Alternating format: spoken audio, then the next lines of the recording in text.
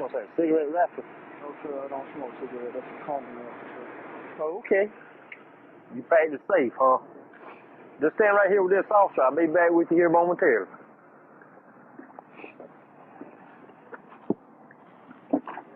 Come on out here just a minute. You got any kind of weapons or anything on you? No, sir. Okay, just keep your hands up.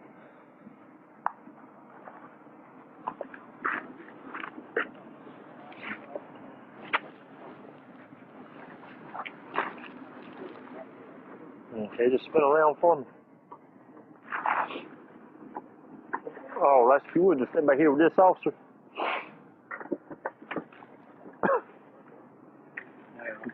Oh, that's you got any kind of weapons on you? Okay. Spin on around for me. I just need turn and face that way just a second.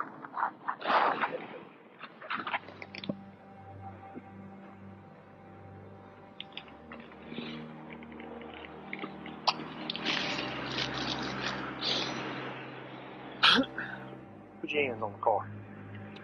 Put your hands on the damn car. You better stop or I shoot you.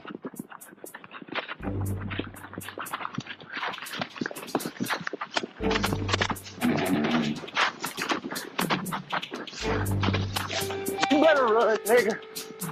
Cause I'm fixing to kill you. We'll follow a developing story. This one out of Colombia. One man is dead. Another wounded, both shot. South Carolina leading the nation for violent crime during the last decade. That news comes from FBI crime statistics that are compiled each year. Take a look at where we fall for all violent crimes, according to a new national crime study. 4th in burglaries, 5th in murders, 10th in rape, and 15th in robbery. But why? Crime experts say our increasing drug and gang problem, along with a high unemployment rate, have pushed us up the list.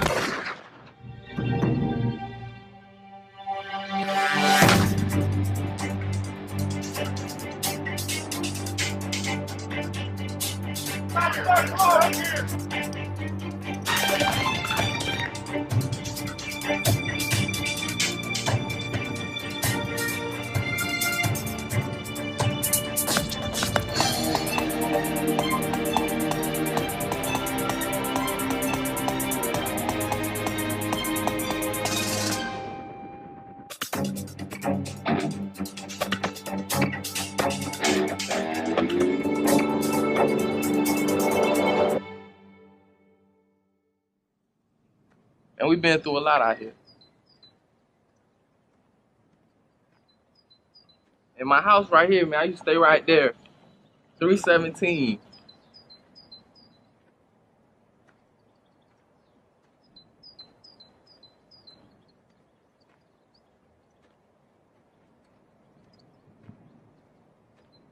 I used to stay right here, man. This is the first and only house that I ever lived in my life. We stayed out here for 2 years.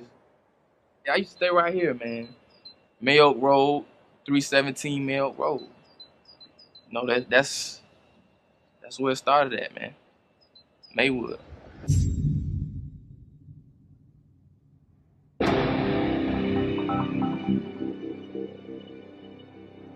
A lot of the people that you had moving into Maywood were from District 1, which is considered, you know, the slums and the more poverty-stricken area. And this side of town, we call this side of town District 2. And a lot of times, man, people from District 2 had to fight people from District 1 just because, you know, they looked at District 2 people as being, you know, rich. It's the rich area. That's the suburbs. Y'all ain't doing nothing over there. And I look at them with a stale face like, what you mean we ain't doing that? And like, what you talking about? This, how you gonna tell me? I'm like, this is what we do best. Because you had people from District 2 going to war with people from District 1, and just because people from District 2 had a little bit more money. Like, man, y'all come to the District 1 or y'all come to the country, we'll show y'all how we really bang, how we really get money. And you just be like, man, I know a group of 10 guys right now that we'll go shut anything you talking about down. No faking at all. And it's just like, you know, we used to go back and forth. You know, y'all from the suburbs. I like, bro, my name speaks for itself. You can ask about me. Goddamn, it ain't no difference, man. There ain't no difference at all. Cause like, you can't even get that shit confused. Goddamn, you come in the suburbs, goddamn, likely to get your head took off. Goddamn fast. Same thing as if you go anywhere else, cuz everything in Columbia. The dynamic of Columbia, South Carolina is very unique. Because I done been to other places. I done been to these big cities or whatever. Visited there, lived there. And over here, everything is so close that people are going to act violent. It's hot down here. Like today, it's 100 degrees out here. You know, it gets hot down here. So if it get hot down here, I ain't got no job. That mean I ain't got no money. That mean I ain't got no patience. And if I don't got no job, if I ain't got no money, if I ain't got no patience, I'm mad at the world. So let me get with a couple of people that's going to put money in my pocket, that's going to feed me, that's going to take me where I need to go. And as you can see, I just left where I live, and as you can see, look how close the trailer parks are.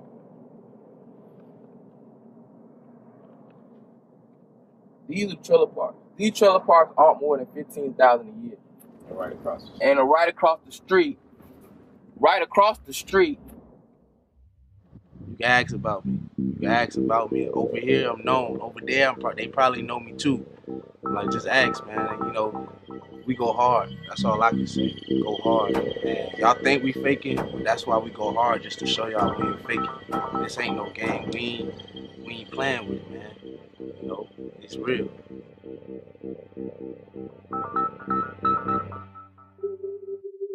Richland County Sheriff Leon Lott says gang activity is statewide and it has the potential to affect anyone. I would say that Sheriff Lott realized it back in mid-1990s, say no later than 2001, 2002, is when we saw the influx of gang activity in Richland County.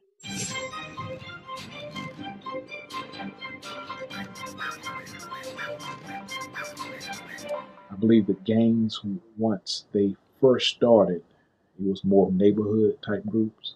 If you grew up in the neighborhood, everybody you bang with boss. You know what I'm saying, nigga? What you think you about to be doing? All day, baby. IGD 974, run and tell that. Yeah, bro. You know what I'm saying? All them places like that just started with the hood. And then the gang shit just came along with it.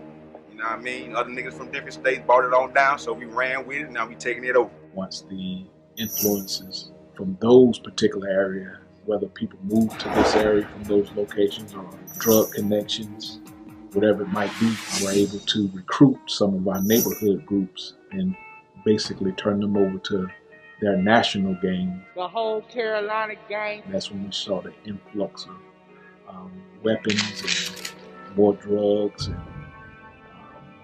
things of that nature that created an atmosphere of violence in Richland County. They ain't born and we were sworn in. Nigga, if you ain't down with the shit, ain't no need to come around with the shit. Ain't no faking down here. This shit real, nigga. Ain't nobody got time for all this playing and all this shoo-shoo and foo-foo, nigga. Get down and lay down, nigga. Damn dirty sound. Shoot, man, they was everywhere. From OP, Faraway, Beltline, Broad River, all that, man. The whole northeast side. When it first started out, you know what I'm saying, we was deep, you feel me? In my opinion, we was running shit. I mean, we used to hit the club and go ham. It was like we had any female we wanted, you know what I'm saying? Our pockets was straight. If somebody's pockets wasn't straight, then the next homie will be that crutch for that person, you know what I'm saying? Everything was good. One point of time, these boys did have the city on lock. Yeah. The money, the bitches, beat, gunplay, whatever. Yo, bro, see, with me, it just came from the hood thing. You know what I'm saying? I come from the guard. Raised in the guard, went to prison, did a 4-year bid, come home, shit, every nigga repping the blood. Brought that shit down from New York, we ran with it. Ain't it simple?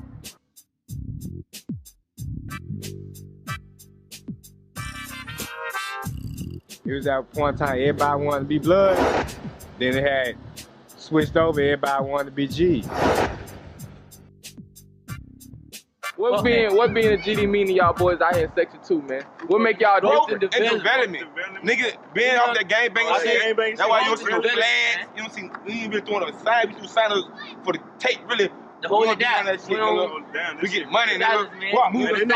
2012, nigga. G, nigga, get that on the camera, nigga. Shout out to Boss G, fast money. Boss G, fast money, nigga. Hey, 2012 G, nigga. Trap over, nigga. Take the windows up, nigga. Blinds through, nigga. Police kick the trap in 3 times this week, nigga. Trap doing numbers. 3 times, nigga.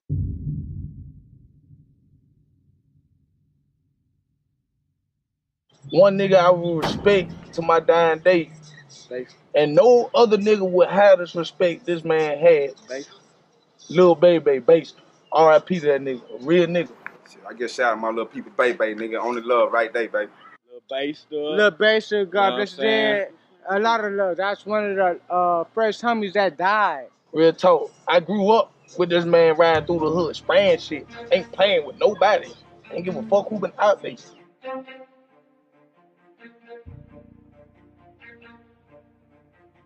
Gang war start because people colorblind. It started in school. You know what I'm saying? 2 different hoods, 2 different sets. Going to the same school. You know what I'm saying? Y'all get into it at school. Just so happens, you might know a female in that different neighborhood and go out there to that neighborhood and get into it with them. Now it's in the street. As soon as the opposite gang see the opposite gang, it's a problem. The mall was a war zone. The South Carolina nigga, that was a war zone. There wasn't no place to go and shop. They want to fight or shoot or do whatever. And once that jump off, then everybody else gonna find out about it, and it's gonna be a big problem between those 2 gangs.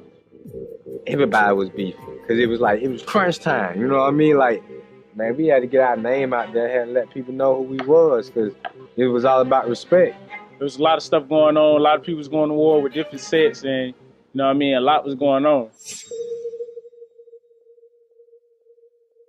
And the rise of that, it was just, you know, from one situation rising to another one, and then, you know, something had to happen, you know what I mean? Somebody did something, you had to ride on him, that man had to ride on that man. This one, like, you know what I mean, the police, they was sleeping on it, you know what I mean? They was like, they was bringing it up, but they was more like, man, they ain't no threat. But then one of my little brothers, man, he caught a murder charge. He killed one of the big homies, and like, we ain't really had nothing to do with it. It was just on some junk, like, he got caught in the wrong hood at the wrong time, so he had to do what he had to do. You know what I mean? And he killed that man, and man, the Bloods really got upset. Like, man, they was riding through hoods. Matter of fact, they came through this hood. Like, I ain't gonna lie, they came through here. Like my homie said, they was high, because they like, them boys came through like in the minivan, 2 dudes walking on the side with the slide door open, like ready to murder something. Real talk. But after that junk had happened, man, it had emerged to the streets. Like, everywhere you met, everywhere blood in the G met, fighting out top. Going places with your family, 2003. Matter of fact, I'm gonna say 2002 to 2004. You was in trouble if you was banging. Say around mid-2000s, 2005, we had the influx of various gang crimes, assaults, homicides, all in the name of color. That junk just messed it all up, and since then, people been dying. People been dying. The more people die, the more beef. Meantime, police are still investigating that rash of drive-by shootings, a total of 9 in less than 2 weeks. Someone shot up a home on Winsmith Avenue overnight. Add that to 2 shootings this past weekend where 1 teenager died. Another 6 shootings the weekend before. You know what I mean? Like, man, a lot of people died in this gang life, man. Real talk. You go somewhere with your mama or your daddy, niggas didn't even care. Niggas gonna pull the strap. First, they gonna try to beat you. If that don't work, you really wanna flex, niggas might pull the tool on your people. Boy, from GKB to the GDs and ICN, like, back in the day, like, in TTP, there was a whole lot of beef going on. You know what I mean? A whole lot.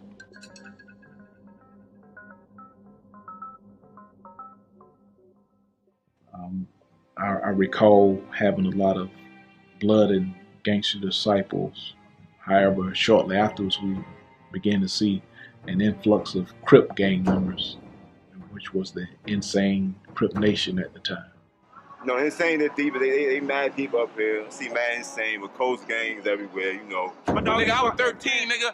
My man who's shooting the tape right now, I seen him there with like 100 niggas, cuz. Straight blue and black. Back in 03.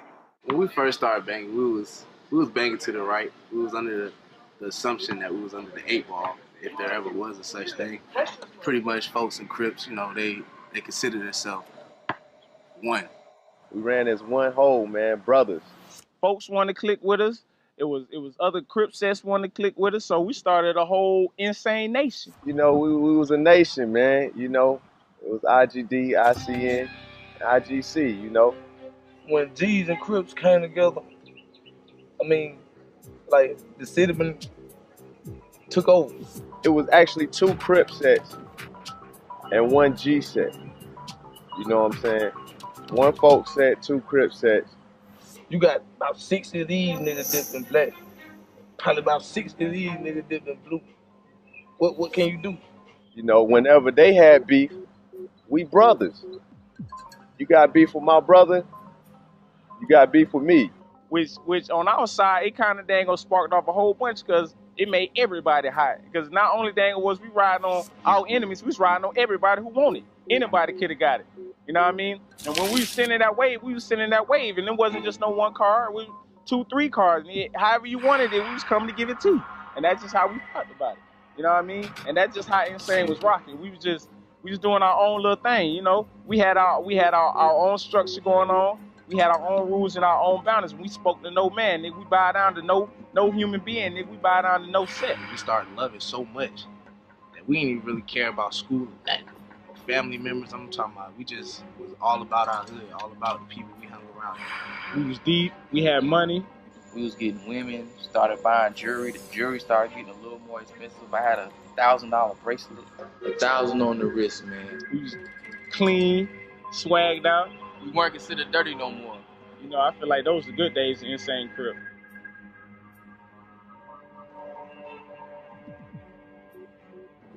Some Crips from District 1 moved to Maywood. Start putting people down with Crips. I was the first Crip that got down in Maywood. That was, you know, from the Crips from that side. And it was me and another Crip named Dominique. A week after they put us down, they went to prison themselves. So when they left, we didn't really know our proper knowledge.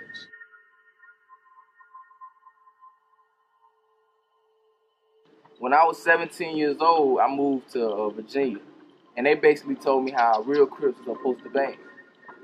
I remember when other Crip sets wasn't even banging to the left. They was banging to the right. You know what I mean? I ain't gonna say all of them, but I'm saying most of them. You know, they was banging to the right.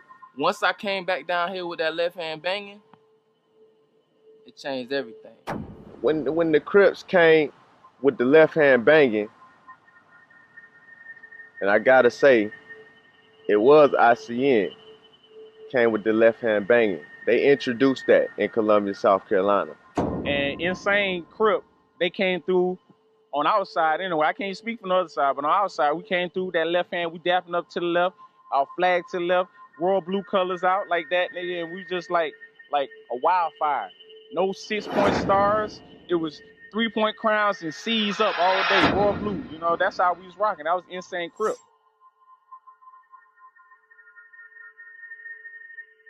People started feeling like it was a form of disrespect. Like the same people that you was just hanging with, the same people you was just chilling with, you used to dap up right hand, and then all of a sudden you just switch up, try to dap them up left hand. They look at you like, yo, what up?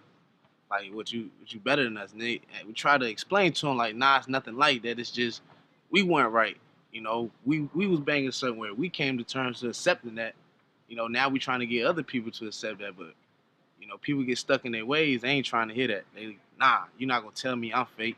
I've been banging like this all my life. This is what I do. I'm like, bruh, we was doing the same thing, but it was wrong. It is what it is. But everybody was so used to banging to the right, dapping up to the right, that it seemed abnormal. So of course, controversy came about. heads start clashing. And that caused a lot of separation right there, because a lot of people thought that, if you bang it to the right from the get-go, then you should stick with that. But them boys was pretty much just following their head authority. You know what I'm saying? They was following the ways of life that was introduced from the get-go, meaning from Cali, which is where the Crips originated from. So when they came with the left hand banging, it just caused a big mess. You know what I'm saying? Then you start having Crips fighting against Crips. It's more Crip on Crip killings than it is Crips and Bloods. And one of my own soldiers got killed by another Crip. Folks fighting against Crips. You got killed by gangster disciples. I mean, you even also had folks fighting against folk. Because I know of the neighborhood Bedrock, and if you ain't from Bedrock, then you're not welcome out there, even if you bang the same thing. It got to that point because some folks was chilling with Crips that was banging to the right. Then you had some folks that was chilling with Crips that banged to the left. We was in so much beef, it was crazy. Everybody was beefing. Around mid-2000 would probably be the high point of gangs in the Midlands area of Columbia. It was a good time for Insane Crip. And when we switched over to that left hand banging, a lot of people in Insane switched over to folk, because at that time, that's when folks started getting deep, which are BGDs, IGDs, and GDs. They started getting deep themselves. So a lot of people felt like, well, Insane Crip, we see a lot of people switching over. Why not switch over? Why not be a blood now? Because they the deepest. Why not be a folk now? Because they the deepest. A lot of the G's that we got right now in the mix came from people who stopped cripping. You know what I'm saying? Because I know at least 30 homies I can name who used to be a Crip before they became a G. When I first started out, it was quite a bit of few Crips. You know what I'm saying? That was our rival gang. That's who we beef with or whatever. But now these days, I don't really see Crips like that no more. It's like they disappeared or they fell back. They laying low. You know what I'm saying? They ain't hot like everybody else out here hot. That just broke everything up, man. It broke up the 8 Ball. It broke up the friendships we really had. It broke up our bond. It started going from numbers to hanging with 30 to now it's just 20 to now it's just 15. And after a while, it got to the point it was just 4 of us. 4 last survivors. We just ride. We didn't really care because we strapped always. That was when we first started buying choppers. We first started buying guns with extended clips, 30-round clips, drums. Like, that's when people really started toting big guns around Columbia Northeast Columbia, because now, if I'm beefing with this set, I know the kind of guns they gonna have. So we feel like, we don't want to end up a loser, so we know what type of guns we need to have.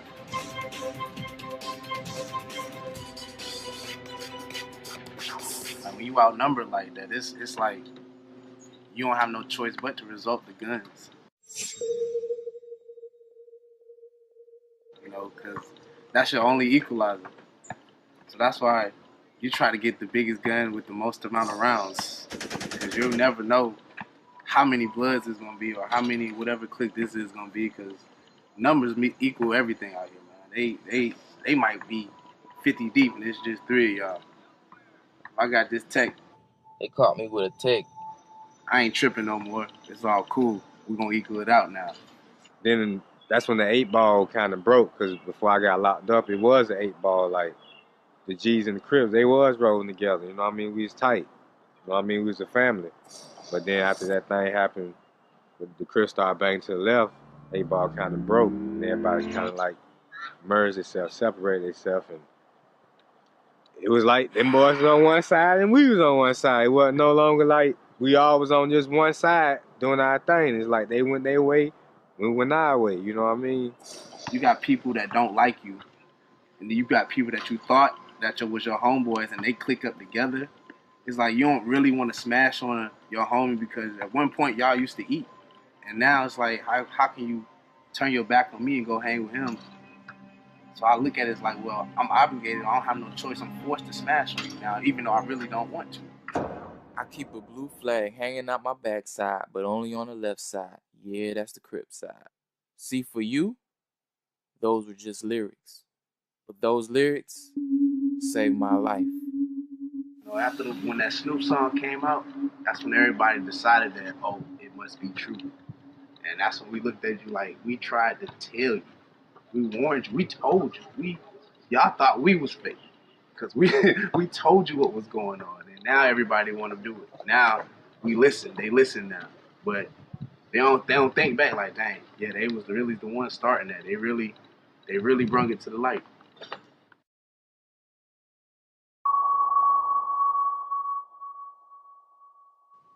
A lot of history in this neighborhood, man. This neighborhood used to go down every Sunday. Everybody up here hooping until the games came. You know what I mean? Once the games came, like, and the money got involved. Brought hate, envy, because the women got involved. That messed it all up. I had chicks all the time. Chicks, man, oh man.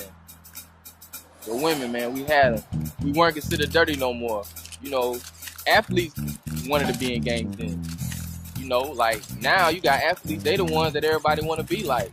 Now you got gang life mixed with the hustling life and all that.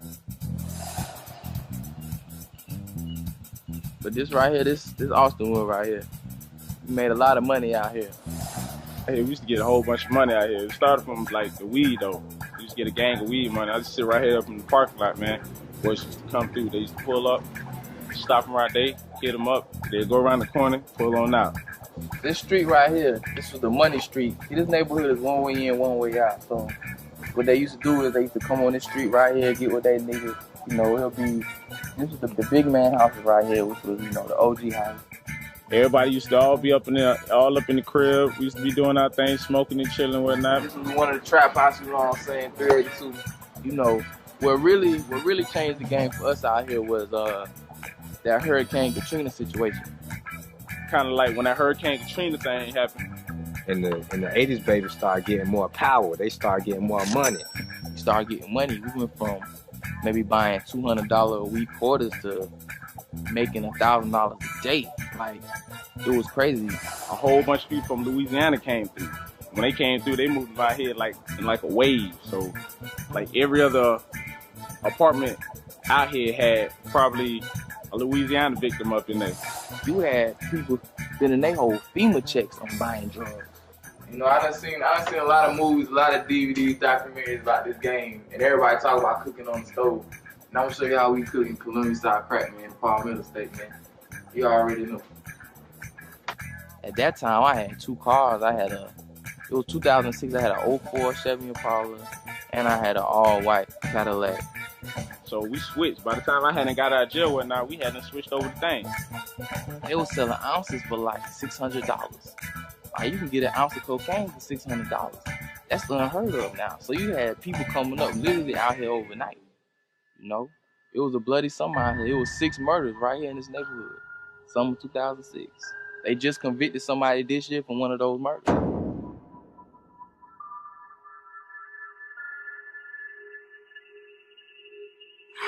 It was a shooting that took place, which I was involved in personally. And I had to go and do a little 3-year bid. I went to jail basically for shooting a nigga and whatnot. So they jumped me at the LR game and whatnot. I had a cousin that was back in the day. He got killed by some bloods in front of me. 5 minutes later, get out the car. The same car we seen must have turned around. They ran down the window. My homeboy said, "Bruh." Big 4.5 spin the clip. Was 32 rounds. Shot my wife and mama car up. Shot the tires out.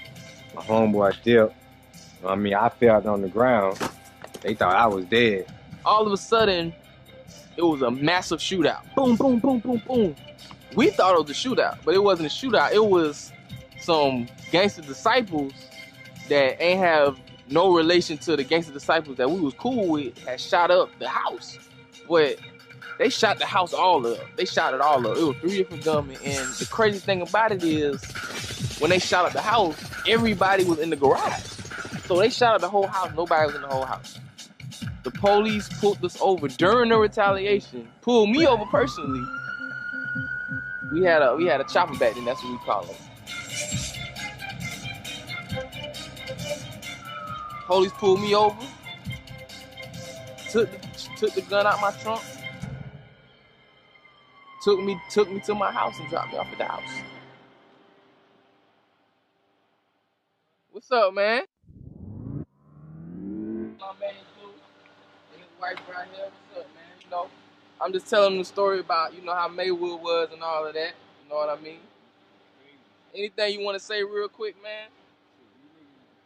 Like this side right here, like this subdivision, really put like niggas on, y'all stay in the summer, y'all stay in the suburbs.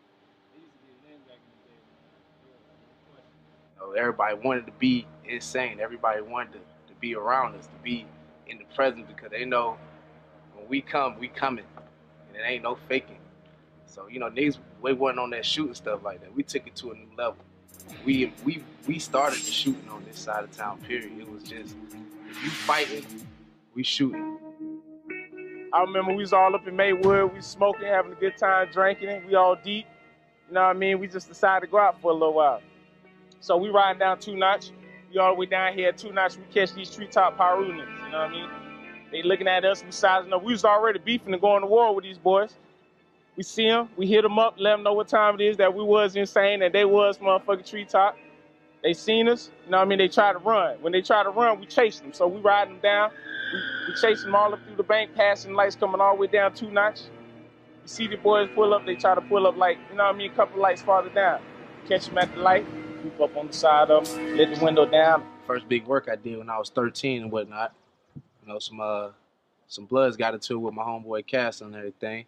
So he pretty much called me up, was like, man, these niggas, you know, they popping off and talking junk on the phone and junk. So I'm like, yeah.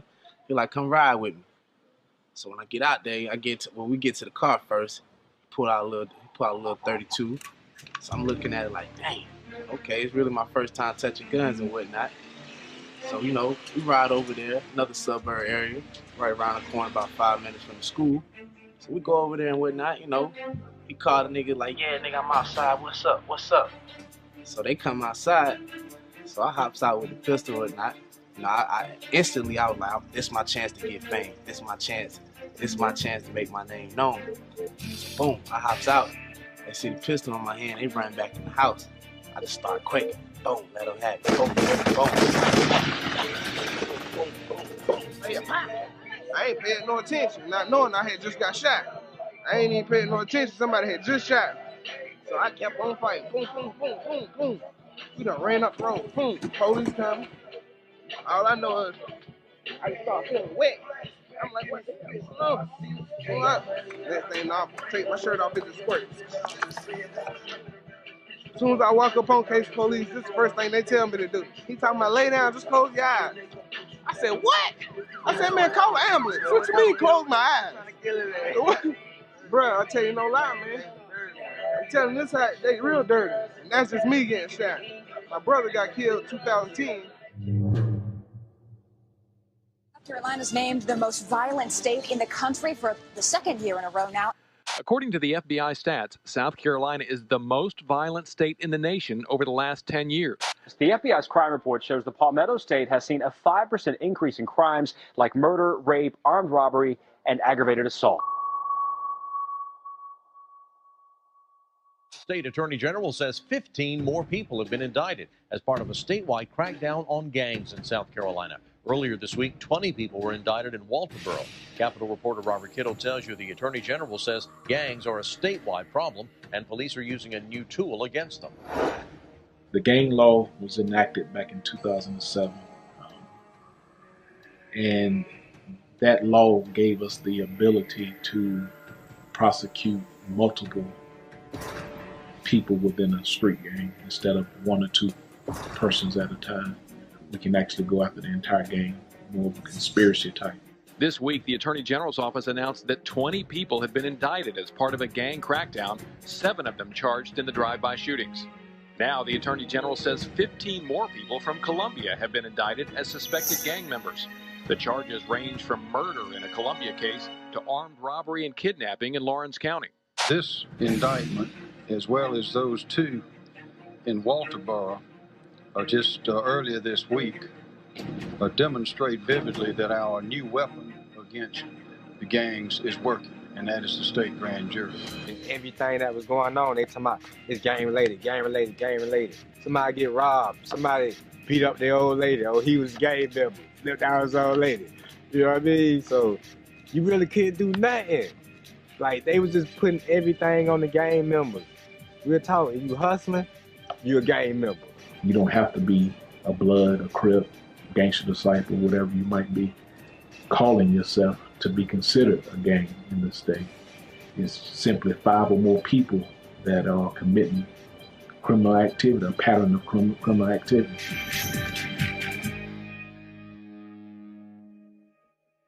Federal authorities announcing a major gang bust this morning. Several members of the Blood Street Gang in the Columbia area are off the streets. U.S. Attorney Bill Netto says the arrests are the result of a 2-year investigation. 23 people are behind bars here, 11 others still on the loose. Officials say their leader, who's from Colombia, was arrested in Southern California. Prosecutors say the defendants face more than 100 total charges, including racketeering, prostitution, and drug and weapons crime. And once people start realizing, man, you can get picked up by them alphabet boys like that, in the blink of an eye, well, people start falling back. Because once they start picking up the leaders, you bring down the leaders, typically the entire infrastructure of the gang is going to fall until somebody else decides that they want to pick up where he left off. Little peewees ain't know what to do. They run around like roaches when you turn the lights on, like, where the big homie, where the big homie? Big homie wasn't there. Everybody just started floating. Niggas is going to jail just for that title, being a blood, being a crip, being a folk. You go to jail 10 years to the door just for holding that title. I mean, shit. It make me think, I mean, niggas is really out here and they really doing it. You feel me? They not just saying that they gang banging. They really banging because the police is involved. And you know, when the police get involved, it must be serious. For real. That's why the violence slowed down. You know what I mean? Because them feds, the FBI took it to another level. I'm telling you.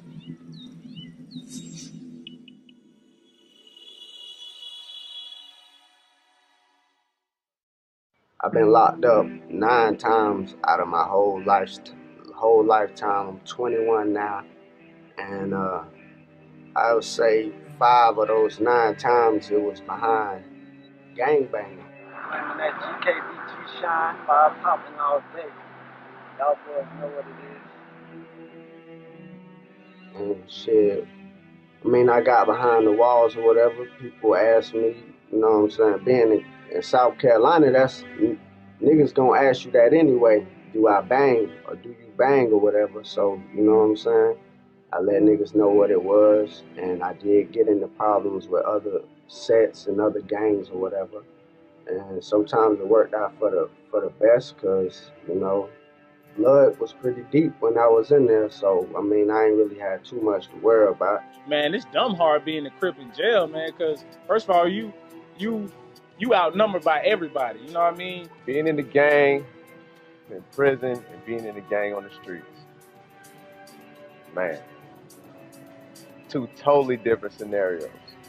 Banging behind the wall and banging outside the wall is 2 totally different things, because first of all, you don't have guns back there. Out here, you got these guns, you know what I'm saying? Everybody doing what they want to do, saying whatever they want to say to any and everybody, regardless if it's your superior or not.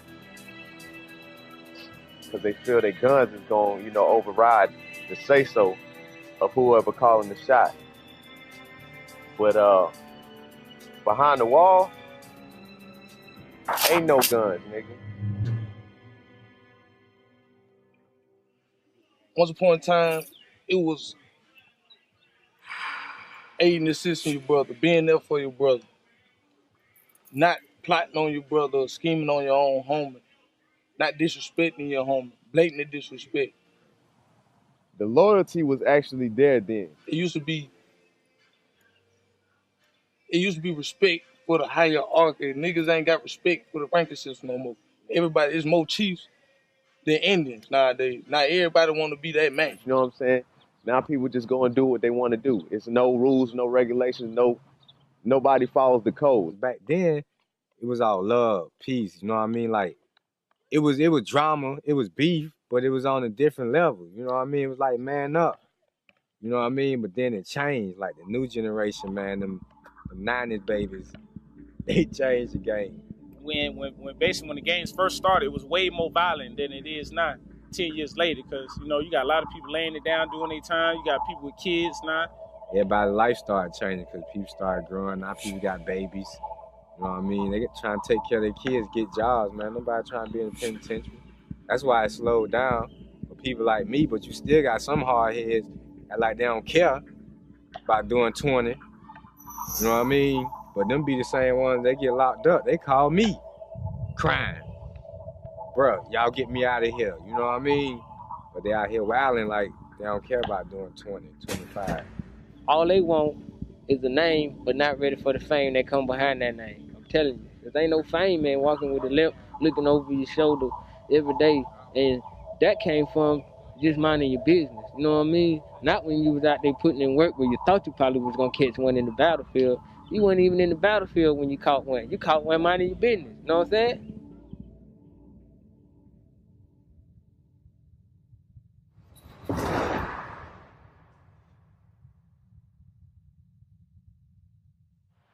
It's my homie, you know what I'm saying, from the west side, 9-0s.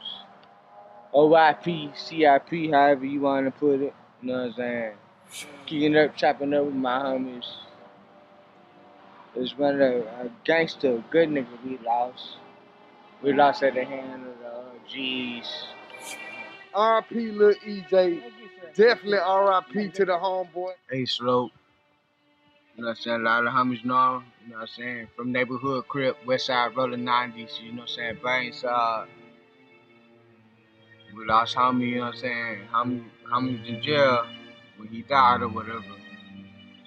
We just out here kicking up, chopping it up, rolling. Bang side with the homie, you know, like same thing with everybody. Some homies got homies that's gone. We, you know what I'm saying? Same thing, us.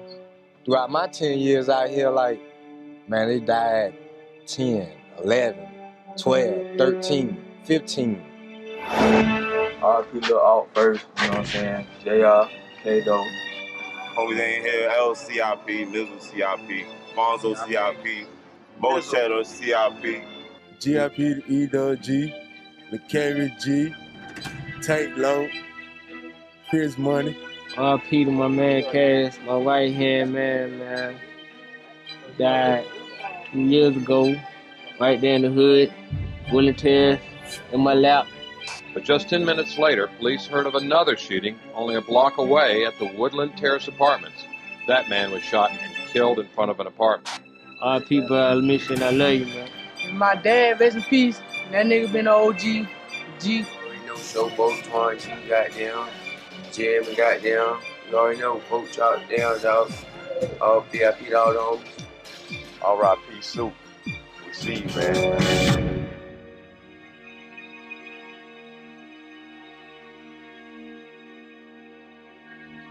What is the best solution to curb gang violence? Community partnerships, business-based, school-based, law enforcement. It takes a community to deal with this problem. It's not a law enforcement issue alone. And that's something that we try and stress when we educate the community, that we don't want to put everybody in jail, and we don't have enough jails to put everybody in jail. So we have to do other things, and partner with the community to establish programs, youth-related programs, to guide our youth in different directions. Well, I'm telling a real nigga who got a head on his shoulder, who got a mind of his own, don't get down with this shit. This shit ain't what it is. Just being in a gang is a hard label, because once you got that label, it eliminates you from being able to do certain things that you still want to do. I mean, we gang banging, but at the same time, we still kids in a sense. So now that we gang banging, it just eliminated our childhood. We replaced our childhood with violence. We didn't have a childhood. We can't go to the fair without worrying if, oh, they gonna jump me or they gonna see me because I just did something to them. Or we can't go to the movies without worrying about, you know, what's gonna happen if one of these niggas see me.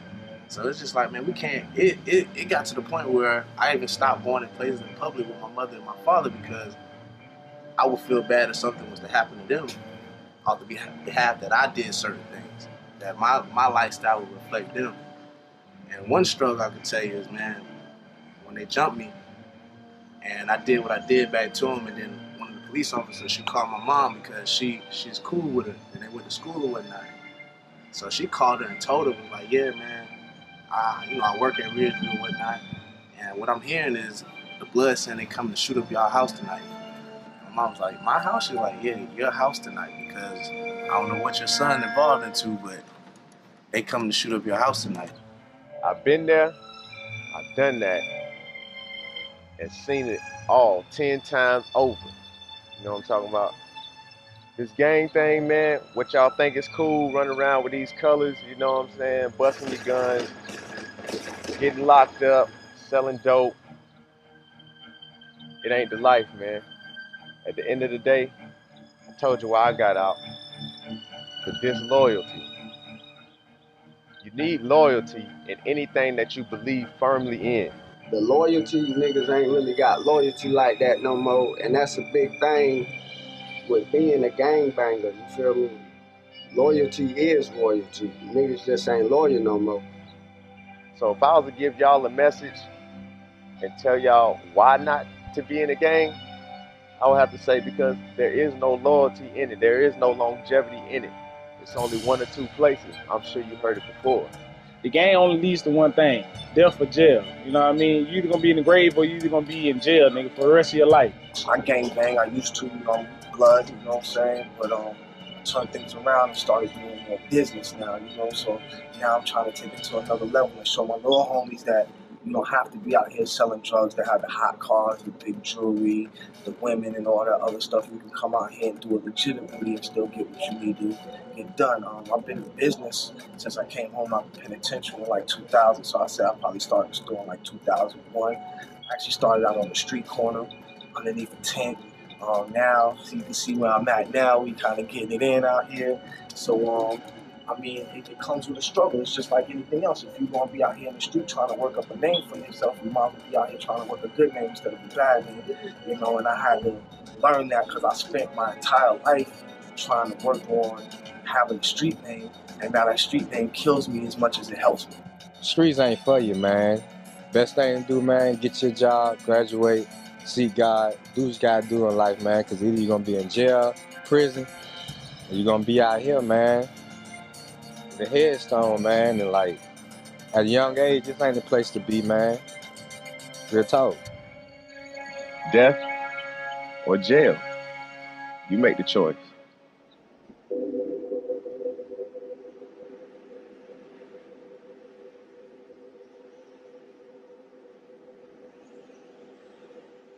Since that day, I decided never to touch drugs again. Never been in jail since. I decided to really go back to college and finish school. I graduated University of South Carolina, Aiken in 2010. Now I'm pursuing my dream, becoming a director and just telling my story.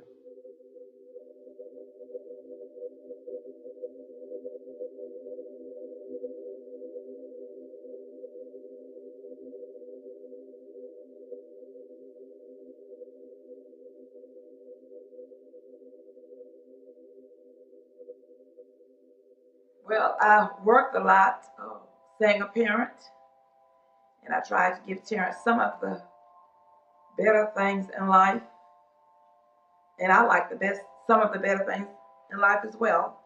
I worked a lot of overtime, never worked actually 2 jobs, but I worked a lot of overtime and I did a lot of double shifts. Exhausted most of the time, and I just regret that I didn't spend as much time with him as I should have due to the aging process. He started growing and he never stopped. I remember when he's a baby, next thing I know he's a young man.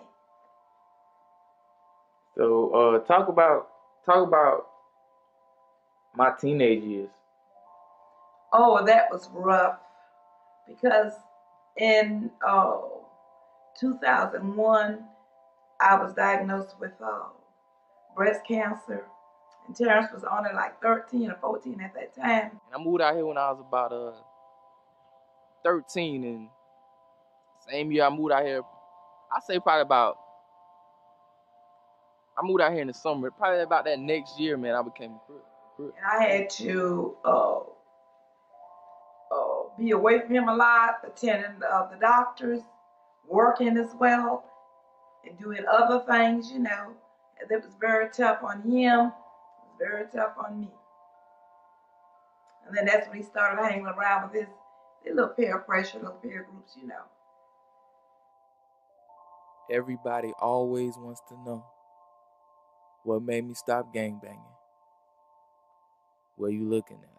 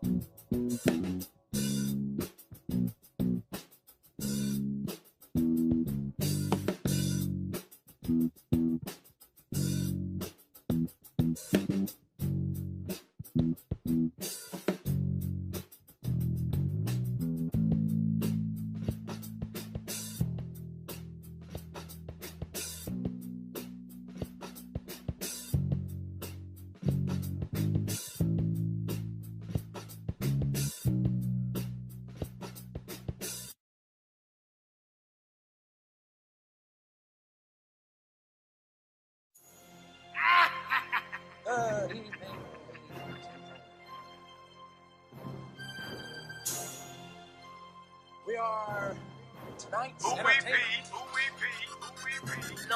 They ask where I'm from, boy, I tell them what I claim. I'm from the backwoods and the streets is my name. But the boys my gang, NWA, state flag in my pocket, Carolina with a bang. State, bang, state, bang, state, bang, state, bang, state, bang, state, bang, state, bang, state, bang. The backwoods.